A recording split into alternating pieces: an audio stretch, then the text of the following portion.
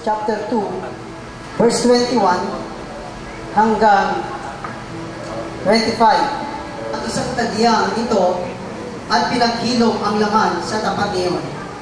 Ang tadyang na iyon ay ginawa niyang isang babae at inilapit sa lalaki.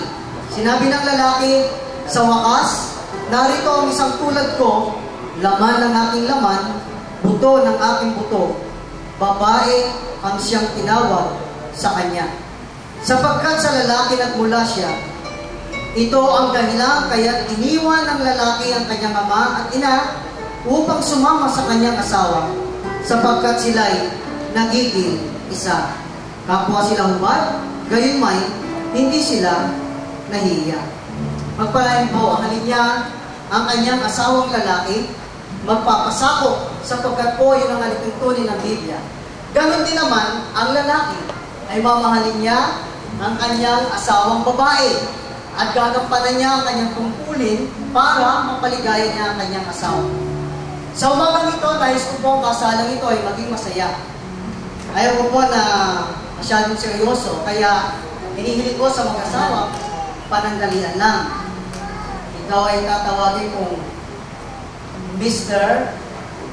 Chibayon, yung nasa, at saka si Maya. Okay? Si Mr. Chip, at saka si Maya.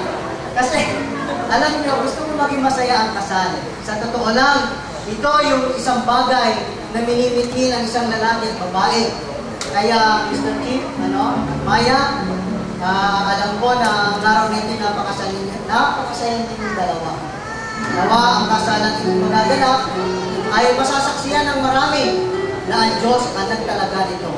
Okay, bakit may kasalan po sa umagang ito na nagaganap sa dalawang nagmamahalan?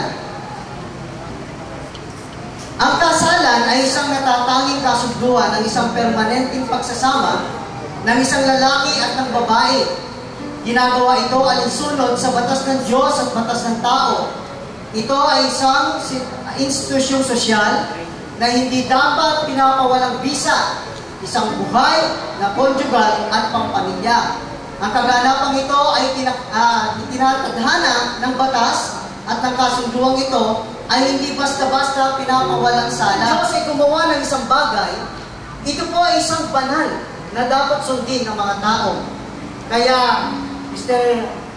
Chip at saka Maya, ang gawain ito ay, Sir Chip pala, hindi Sir Chip, ay banal. Galing sa Diyos, at ang Diyos ang gumawa, at walang pwede na ito ay labagin. Bakit? Alam niyo po sa panahon natin, marami pong mga ikinakasal na ang inuunang nagpiprepare po sila, pinapaganda. Wala pong masama doon. Kung kaya mo, bakit naman hindi mo pagandahin?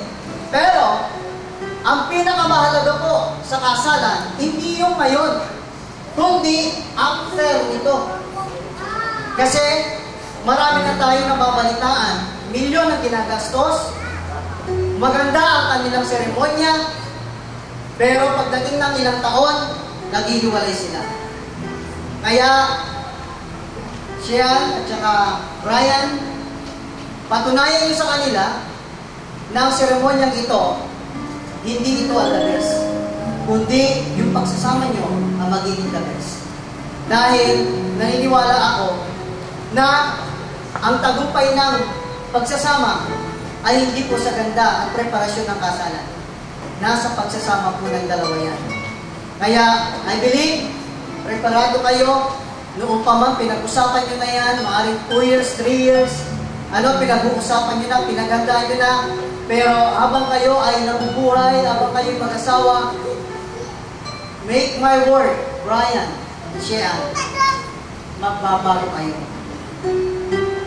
Naniniwala ako pagdating ng araw, yung dating pagka-sweet nyo, yung dating pagiging close nyo, isang araw, mapapalitan ng di pagkakaunawaan. Pero, hindi yan ang magiging dahilan para mabuwag ang pangako ninyo sa kanila.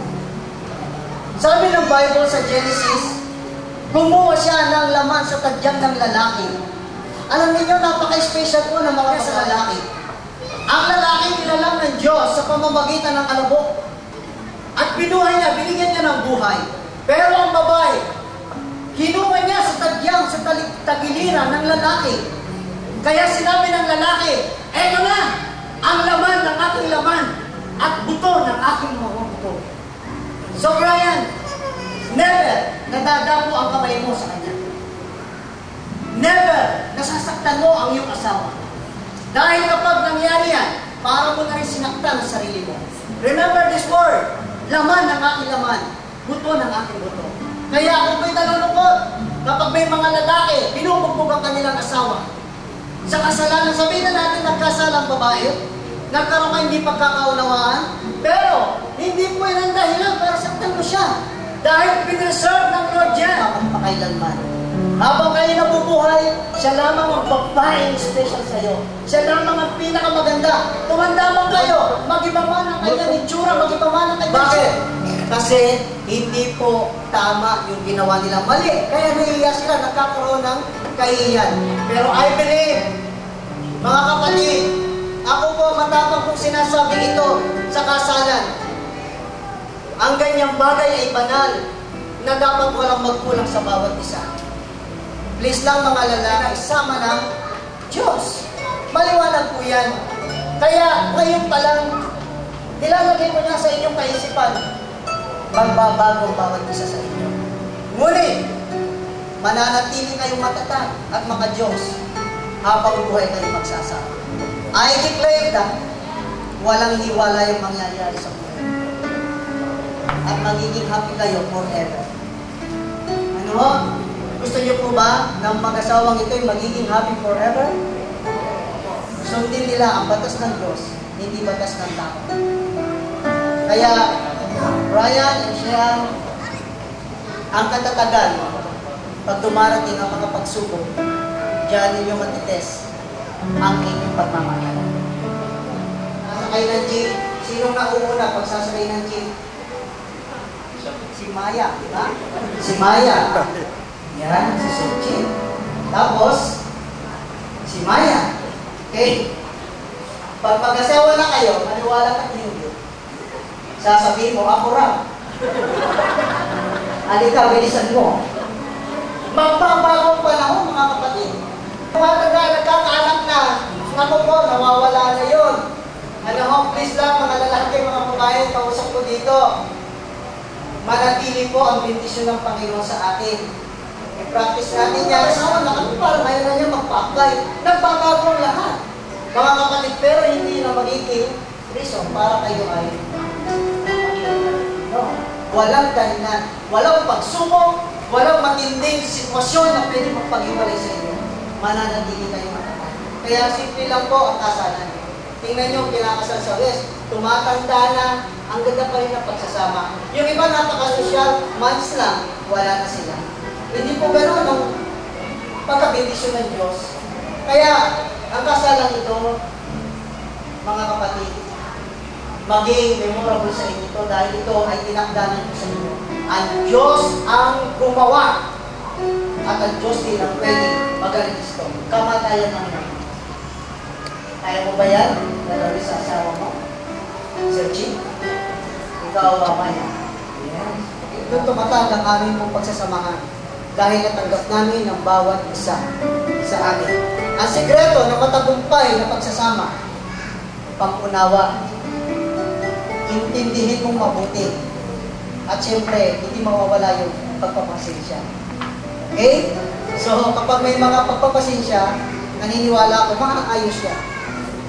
Ngayon, tinatawagan ko po na tumayo ako po na gawin ito para mabigyan po sa sabihin na natin ito yung araw na napakahalaga kay Brian at saka kay Sheryl na magpasalamat sa kanyang magulang. Unahin ko si Brian. Brian, magbigay ka ng mga word na pasasalamat sa inyong magulang. Salamat sa support na wala sa akin. At sa kung kayong nanay ko ngayong araw na to, salamat ako sa atin.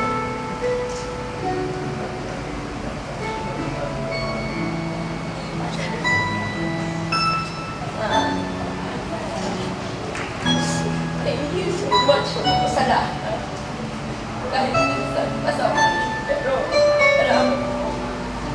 nandiyan kayo parati para sa akin. Napatunayan na namin yan. Thank you so much po.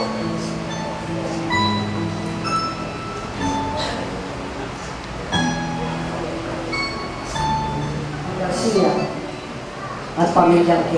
Tayo po'y manalangin. Lord, mas lalo silang mapalapit sa bawat isa. Mas lalo po silang magmahalan. Pagsuportahan, ano man mga problema, ano man po Diyos ang kanilang maranasan. Minsan nagigipit sila, minsan nagkukulang sila. Nawa po both side ay maasam po sila sa ganitong gender. Pagpupuloy mo ang kanilang pagmamahalan na paglalapit. Dinideklara ko sa pamilya ito, mula sa araw na ito, hindi po sila mawawalan. Mula sa araw na ito, Panginoon, I declare na magsasama ng tapat ang bawat isa. Lord, thank you so much for this blessing. We believe ang pamilyang ito'y magiging magandang halimbawa sila sa marami. Pamamarisan po sila. Ito po ang aking dalangin sa pangalan ni Jesus. Amen. Alam niyo po sa Bible, ang isa sa pinakamapalad na kinasal, si Eva at Adan. Alam niyo po, ito, hindi na puliit sa inyo. Ayon na rin po sa inyong mga nakikita sa mundo. Madalas, ang paghihiwalay ng mag-asawa, ang dahilan ay yabyanan. Pero naniniwala ako, wala sa dalawang yanan na ito ang magiging dahilan. Sila pa ang magiging blessing sa bawat pamilya na ito. Nawa, ang umagang ito ay naging pagpapala po sa inyo. Salamat po tayo. Salamat. Yan. Gentleman po kayo. Yan. Yan ang sinasabi ko. Kapag lumaan ng mga panahon siya, yan. Okay? Pero meron pa tayong buhay. Kayo po ang napilit ikalawang magulang ng kanilang pamilya. Kaya isang bagay po na pinagmamalaki lang nila. Bago po ako magtanong ng tatlo sa inyo ay nais ko rin po na marinig kina Brian at siyang kalawang magulang. Pasalamat ka sa inyo magulang. Maraming salamat sa ninong at ninang namin nandito kayong nakarating sa araw ng kasal namin. Ninong, ninang, thank you po sa pagdalos. Inaasahan po namin